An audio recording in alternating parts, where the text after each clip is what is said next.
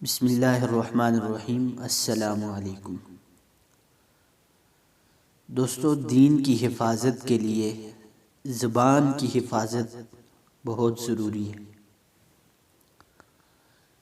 حدیث پاک میں آتا ہے کہ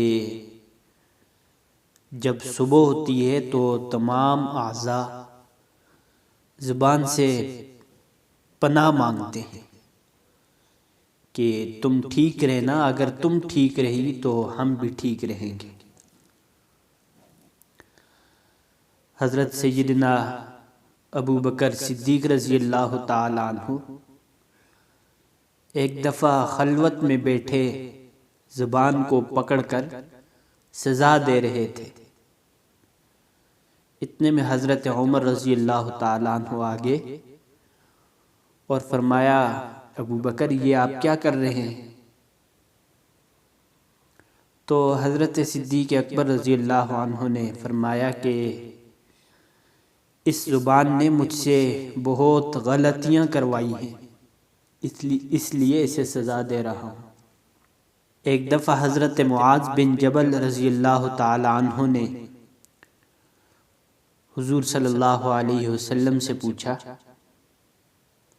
کہ یا رسول اللہ، جو ہم کلام کرتے ہیں کیا اس پر بھی مواخذہ ہوگا؟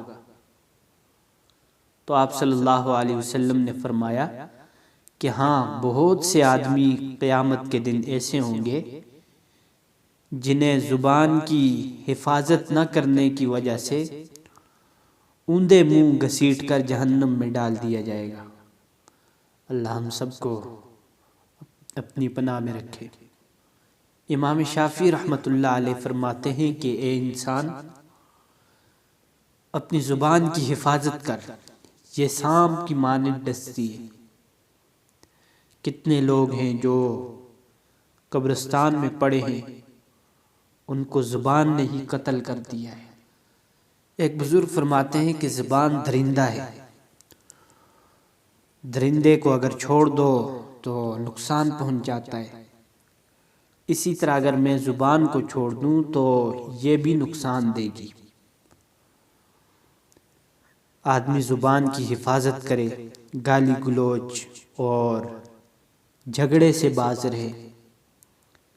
حدیث پاک میں ہے کہ جو شخص ناحق ہے، اگر وہ جھگڑے سے ہٹ جائے تو اس کو جنت کے کنارے پر محل ملے گا، اور جو آدمی جھگڑے میں حق پر ہے اور بولنے کی طاقت بھی ہے، پھر بھی جھگڑا چھوڑ دے تو اسے جنت کے وسط میں، درمیان میں محل ملے گا۔ حضرت مولانا اسماعیل شہید رحمۃ اللہ علیہ کسی جگہ تقریر کر رہے تھے کہ ایک آدمی کھڑا ہو کر کہنے لگا کہ میں نے سنا ہے کہ آپ حرامی ہیں۔ تو حضرت اسماعیل شہید رحمۃ اللہ علیہ نے فرمایا کہ نہیں، غلطی ہوئی ہے۔ شریعت کا قاعدہ ہے کہ اگر نکاح کے گواہ موجود ہوں اور مجلس میں ایجاب و قبول بھی ہوا ہو، وہ نکاح صحیح ہوتا ہے۔ جاؤ، میرے والد کے نکاح کے گواہ موجود ہیں، ان سے پوچھ لو۔ یہ جواب دیا اور تقریر پھر شروع کر دی۔ تو کتنا کمال کا تحمل ہے کہ حق پر ہونے کے باوجود جھگڑا چھوڑ دیا۔ حضرت ابراہیم بن ادہم رحمۃ اللہ علیہ کو ایک مجلس میں دعوت دی گئی، اور جب آپ اس مجلس میں گئے اور ساتھی بھی وہاں موجود تھے، وہ ایک ایسے آدمی کی غیبت کر رہے تھے جو ابھی تک مجلس میں نہ آیا تھا، کہ وہ تو بھاری بھرکم ہے، کب مجلس میں جلد پہنچ سکتا ہے۔ آپ نے فرمایا، بھائی گوشت تو روٹی کے بعد کھاتے ہیں، تم نے پہلے ہی کھانا شروع کر دیا۔ اس لیے کہ مسلمان بھائی کی غیبت کرنا مردہ بھائی کا گوشت کھانے کے مترادف ہے۔ اور فرمایا کہ میرے لیے ایسی مجلس میں بیٹھنا حرام ہے اور یہ کہا اور واپس چلے گئے۔